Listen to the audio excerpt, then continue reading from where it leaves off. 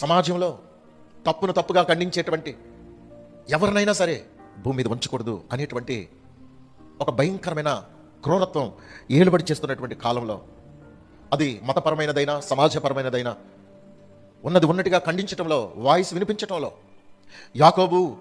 యాకోబు తర్వాత ఇప్పుడు పేతురు, యేసుక్రీస్తు ప్రభువారి శిష్యుల్లో ఎవరైతే ప్రధానమైన వారిగా ఉన్నారో, ఎవరైతే ముఖ్యులుగా ఉన్నారో, ఎవరైతే పెద్దలుగా ఉన్నారో, ఎవరైతే నాయకులుగా ఉన్నారో వారిని టార్గెట్ చేసి ఇప్పుడు ఒక్కొక్కరిని చంపించే ప్రయత్నం చేస్తున్నాడు. ఆల్రెడీ యాకోబుని ఖడ్గంతో చంపించేసిన తర్వాత చేసేదేం లేదు. అయితే పేతురు గారిని కూడా పట్టుకున్నప్పుడు సంఘంలో ఒక చైతన్యం రేగింది. యాకోబు చనిపోయినట్టుగా పేతురు చనిపోవటానికి వీల్లేదు. ఒకవేళ నిజంగా చెరసాలలో బంధించినా చెరసాలలో నుండి కూడా దేవుడు విడిపించగలడు.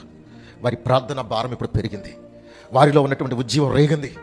ఇలా ఒక్కొక్కరిని చంపుకుంటూ వెళ్ళిపోతే ఇక మన భక్తి ఏం కాను. మన భక్తి శక్తిగా మారాలి. మన ప్రార్థన ఓ గొప్ప బలమైన కార్యాలు జరిగించేవిగా మన ప్రార్థనలు మారాలి.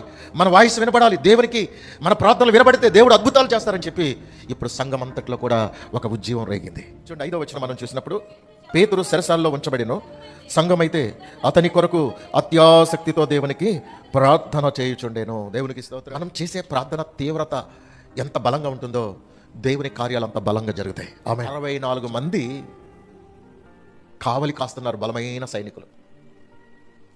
అలాంటి ఆ సెక్యూరిటీ మధ్యలో నుండి దేవుడు సురక్షితంగా పేతురు గారిని విడిపించి ఎక్కడైతే ప్రార్థన చేస్తున్నారో ఆ ప్రార్థన చేసే ఆ ఇంటికి తీసుకుని వచ్చి అక్కడ నిలబెట్టారు. అక్కడ అనేకులు కూడి ప్రార్థన చేయుచుండేది. స్త్రీ అయినా పురుషుడైనా ఎంత నీతిగా బ్రతుకుతారో ఆ నీతిమంతులు చేసే ప్రార్థనట బహుబలము గలదై ఉంటుంది. ఎందుకంటే వారు చేసే ప్రార్థన హృదయపూర్వకంగా ఉంటుంది, మనపూర్వకంగా ఉంటుంది, హృదయంతరంగంలో నుంచి దేవుని యొక్క సన్నిధికి చేరగలిగే ప్రార్థనగా ఉంటుంది. కనుక ఆ ప్రార్థనకు దేవుడు జవాబిస్తారు. రిజల్ట్ మనం చూస్తాం. చూడండి, సంఘం యొక్క ప్రార్థన పరలోక తలుపును తడితే నీవు పరలోకపు తలుపును తట్టగలిగే భారము కలిగిన ప్రార్థన ఉండగలిగితే దేవుని సహాయం నీ తలుపు తడుతుంది, దేవుని కార్యం నీ ముందుకొచ్చి నిలబడుతుంది. ఎస్, అలాంటి బలమైన కార్యాలు జరిగే కాలం ఇది. అలాంటి బలమైన కార్యాలు జరగవలసిన కాలం ఇది.